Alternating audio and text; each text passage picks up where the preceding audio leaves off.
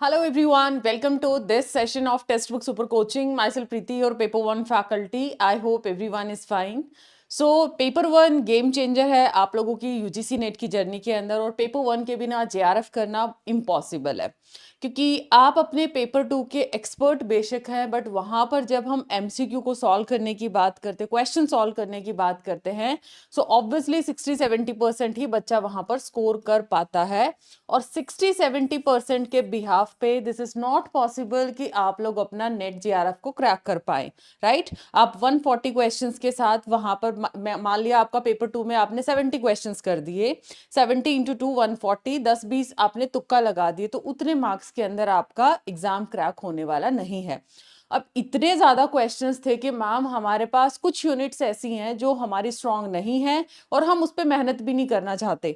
Strong नहीं है, मेहनत भी नहीं करनी है, पका पकाया आप लोगों को खाना है। तो यहाँ पर क्या पेपर वन के अंदर सिर्फ 7 यूनिट से जेआरएफ निकालना पॉसिबल है?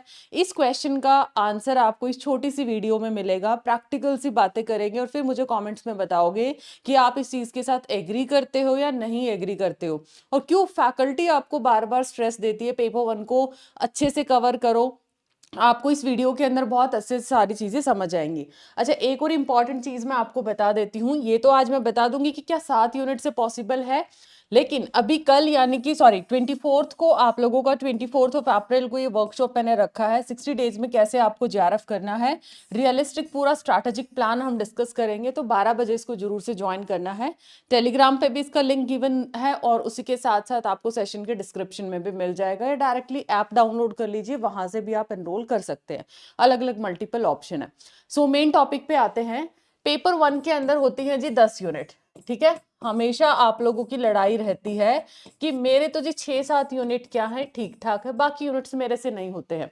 क्यों भाई? आप लोगों ने 10वीं बड़ा कर ली थी, आप लोगों ने 12वीं भी किया था, आपने बीए भी किया था, बीए भी आपकी बस की बात नहीं था, आपके एमए भी बस की बात नहीं था, एबीसीडी भी शुरुआत में नहीं आता था आपको, बट सीखा ना आपने, एफर्ट आपने लगाए ना, और अभी तक आप लोगों को याद है। अगर उस टाइम पे ABCD A फॉर एप्पल बोलना नहीं सीखते, अ से अनार नहीं सीखते, तो आप ये बताओ आज आप हिंदी इंग्लिश नहीं लिख पाते ना। सो वहां भी तो मेहनत की थी, और वो मेहनत क्या किया था? प्रैक्टिस। मतलब 5th क्लास तक A for Apple, A for Apple अभी भी आप अपने बच्चों को सिखाते हो, अपने कजन नीज नेफ्यू को सिखाते हो। सो वो A फॉर एप्पल, अ से अनार वाली आपने प्रैक्टिस करी थी, जो आज तक आप लोग नहीं भूले हो। हालांकि अ से अनार तो बहुत सारे स्टूडेंट्स को अब भी नहीं आते हैं, ABCD तो फिर भी आता है। और जो बोलते हैं ना कि हमें जी इंग्लिश नहीं आता, ABCD आता है, ऐसे अनार नहीं आता, तो कमेंट में बताइएगा किसको किसको ऐसे अनार आता है। सो अब आप मुझे ये बताओ, पहली चीज तो आपको पेपर वन प्रैक्टिस मांगेगा। दूसरी बात, पेपर टू के आप महारथी हो, अपने आप को बोलते हो जी हम तो पेपर टू के महारथी हैं, मास्टर इन पोल साइंस का रखा, मास्टर इन इकोनॉमिक्स है, मास्टर इन इंग्लिश है। मास्टर जी तो ठीक है, लेकिन अब मुझे ये बताओ कौन ऐसा बच्चा है जो मुझे 100% कंफर्मेशन देगा, श्योरिटी देगा, मैं 100 में से पेपर टू में 90 क्वेश्चन करेक्ट कर दूंगा?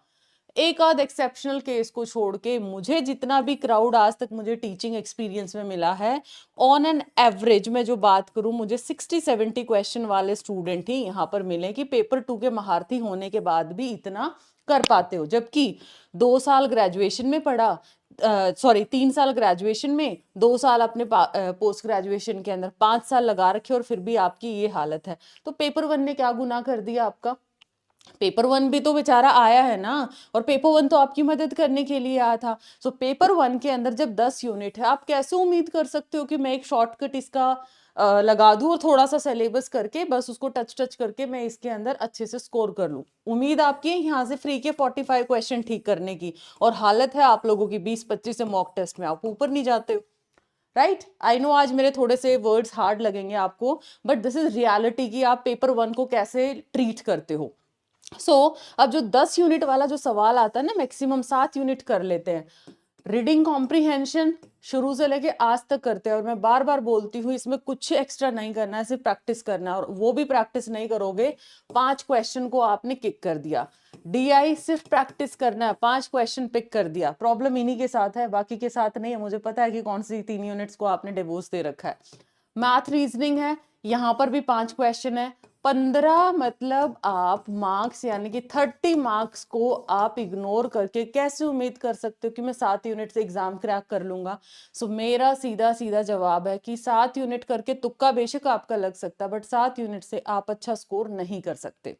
रीजन मैं बताती हूँ, पहले होता था कि हर यूनिट से 5-5 क्वेश्चन आते थे, कोई 6-7 यूनिट कर लो जी, काम चल जाएगा, पेपर 2 भी ठीक ठाक आता था। बट अब हर बार पेपर का लेवल इंक्रीज करता है, एप्लीकेशन बेस्ड क्वेश्चंस आते हैं। सो मैं कभी भी सजेस्ट नहीं करूंगी कि 3-3 यूनिट छोड़ के जाओ। अब 7 यूनिट की भी बात, अब जो इंटेलिजेंट क्राउड है वो बोलेगा जी 7 यूनिट मेरे तो बहुत अच्छे हैं, मुझे तो टीचिंग बहुत अच्छा आता है, कम्युनिकेशन बहुत अच्छा आता है। भाई टीचिंग एप्टीट्यूड और कम्युनिकेशन में ही सबसे ज्यादा मिस्टेक हो जाती है। रीजन, यहाँ पर इस तरीके की ग्रामेटिकल वर्ड्स डाल देगा, वोकैबुलरी वर्ड्स डाल देगा, हाइपोथेटिकल वर्ड्स डाल देगा, हमें लगेगा कुछ, एग्जामिनर की इंटेंशन होगी कुछ। तो टीचिंग एप्टीट्यूड के अंदर 5 से 5 क्वेश्चन भी कम बन पाते हैं, और कम्युनिकेशन के अंदर भी गलतियां क्या करते हैं, हम अपनी सोच लेके चले जाते हैं, उसमें से कीवर्ड्स नहीं पहचानने आते कि एग्जामिनर क्या पूछना चाहता है। So this is the reason कि 7 के 7 यूनिट्स भी आप एग्जाम में 100% ये नहीं बोल सकते कि 35 क्वेश्चन तो मैं यहाँ से बना ही बना लूंगा। मान लिया 7 यूनिट से हर एक से 5 क्वेश्चन आ भी गए, तो 35 क्वेश्चन 100% क्या गारंटी है, इधर भी तो 25 तक ही पहुंचोगे, इधर भी 25 तक ही पहुंचोगे, 25 से 28 पहुंच जाओगे। 28 क्वेश्चन में कौन सा जेआरएफ निकल जाएगा आपका। So this is the reason कि यूनिट आपको कोई भी नहीं छोड़ना है, 10 के 10 यूनिट करना है, इतना एडजस्टमेंट कर सकते हो। मैथ रीजनिंग नहीं आता, सिर्फ क्लास और पीवाईक्यू कर लो, सिर्फ क्लास पीवाईक्यू, एक्स्ट्रा कुछ भी मत करो। डीआई का सिर्फ ऑल्टरनेट डेज पे प्रैक्टिस कर लो, रीडिंग कॉम्प्रिहेंशन ऑल्टरनेट डेज पे प्रैक्टिस कर लो। और जो यूनिट वीक लगती है, मान लो पीडी बड़ा यूनिट आपको लगती है, पीपल डेवलपमेंट इन्वायरमेंट, इतना बड़ा यूनिट मैं कैसे करूं, इंपॉर्टेंट टॉपिक की लिस्ट बनाओ 2-3 साल के पीवाईक्यूज के साथ, जैसे प्रोटोकॉल्स हैं आपके, एसडीजी एमडीजी हैं, पोल्यूशन है, ये 3-4 टॉपिक्स है हमेशा आते हैं, तो उसमें से ऐसे कर लो और सिर्फ पीवाईक्यू लगा लो, ये टॉपिक्स पीवाईक्यू। हायर एजुकेशन बड़ा लगता है, उसमें से ancient education, chronology, NEP, pre और पोस्ट इंडिपेंडेंस, 4-5 टॉपिक कर लो और इसके सारे पीवाईक्यूज लगा लो। एटलीस्ट इतना कर लो ना, जिस यूनिट में आप कमजोर हो, तो एक भी यूनिट आपको नहीं छोड़ना है, वरना आपकी जर्नी होने वाली है फुल ऑफ स्ट्रगल और मल्टीपल रिपीटर्स, आप लोग बार बार अटेम्प्ट देते रहना। अब इस चीज का सोल्यूशन क्या है, पेपर 1 को कैसे स्कोर करे, पेपर 1 को कैसे अब अच्छा बनाना है, इसका सॉल्यूशन है 999 में 3 मंथ्स का आपको सब्सक्रिप्शन लेना पड़ेगा। पेपर 1 की सुपर एक्सेस में आपने एनरोल करना है, कंप्लीट स्टडी मटेरियल रहेगा और जेआरएफ बूस्टर कोर्स। कल 23 से आप लोगों का पहला क्लास है, कल मेरी फर्स्ट क्लास रहेगी। और ये बूस्टर कोर्स कैसे मदद करेगा, अब मैं यहाँ पर भी आपको क्लियर कर देती हूँ, मेरी स्ट्रैटेजी रहने वाली है, ठीक है।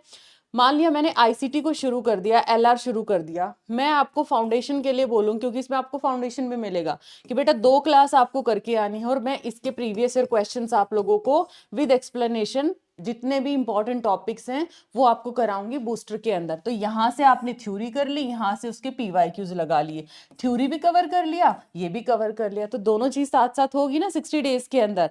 तो this is the important thing कि आप 999 में जितना जल्दी हो सकते हो आज आप एनरोल कर लीजिए, ताकि एक भी क्लास आपको रिकॉर्डिंग ना करनी पड़े, कल से पहली क्लास है। डिस्काउंट के लिए आप मेरा फैकल्टी कोड यूज करोगे, PRITIH, ये मेरा फैकल्टी कोड है, सब कुछ आपको ये मिलने वाला है। बाकी लगता है कि एक बार हमें ट्रायल लेना, ट्रायल में सब कुछ मिलेगा, 1 रुपए का ट्रायल भी आप ले सकते हो, जो कि 48 आवर्स तक रहने वाला, और यूट्यूब की एनोटेटेड पीडीएफ भी आपको सब कुछ यहाँ पे मिलने वाला है। सो ये था आज के सेशन के बारे में। बाकी आपको एनरोल कैसे करना है वो भी मैं आपको बता देती हूँ, किस तरीके से आप एनरोल कर सकते हैं। यहाँ पर आप टेक्स्ट बुक के यूट्यूब चैनल पे जाओगे, आप मेरा कोई भी सेशन ओपन कर सकते हो। लेट्स सपोज मैं कोई भी वीडियो ओपन कर देती हूँ लेटेस्ट वाली, ये 60 डेज का प्लान हमने डिस्कस किया था।